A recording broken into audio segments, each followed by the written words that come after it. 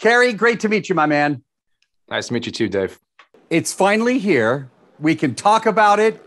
How does that make you feel? After the delays, and I know that it was frustrating probably on your end, but it's here, man. It's finally going out to the world. Yeah, I mean, it's in some ways it's kind of unbelievable. In other ways, it's a huge relief. I think the biggest thing is just grateful to the studios for waiting and waiting for a chance for audiences to gather in groups again and see it on the big screen and experience it together. That's why I feel the most right now. Director, you co-wrote this story. How massive of a project, looking back now that it is complete, how massive of a project is it to work on a Bond film? It's pretty massive. There's a lot of units, a lot of crew, people around the world. I mean, I don't know how the producers, they're the ones really managing the sort of logistics of it all. I just have to kind of make sure there's a communication line between all the varying sort of units that are shooting.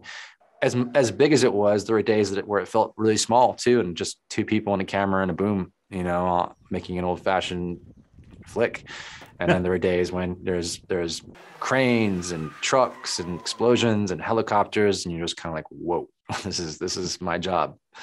It's not bad as jobs go. Did emotions play into this at all, knowing that this is Daniel Craig's, last run as James Bond? Absolutely. Yeah. I mean, the emotional heart of the story, I think, was my biggest drive to get right in this. Knowing that it's supposed to be the last chapter, knowing that we want to wrap up all of the characters and themes that were thrown out across Daniel's films as Bond.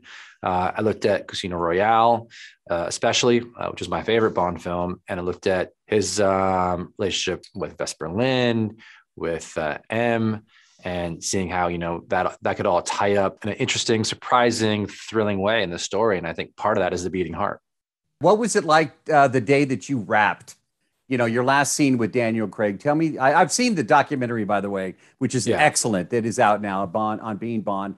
But tell me what it was like for you, emotion-wise, the day that you finished last scene with Daniel Craig. What was that like? It was unusual because I think usually when you finish a film, there's not really emotion involved. There's a huge amount of fatigue and relief that you've reached the end of that period of the process. But usually you end up shooting an insert shot of someone like picking up a coffee cup or something, and suddenly it's over and everyone packs their bags up to go home. And we were able to arrange our last day to kind of get some of those other shots out of the way early on so that we could finish with Daniel as our last shot.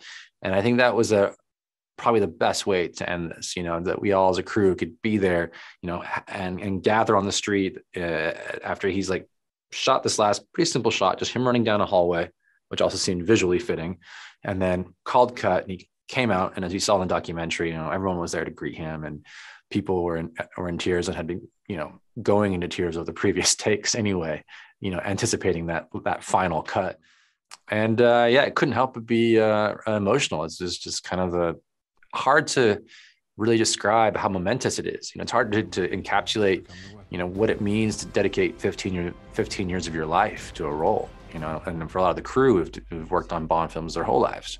I felt like a visitor, someone who just had the really nice opportunity to be there, to experience that with them.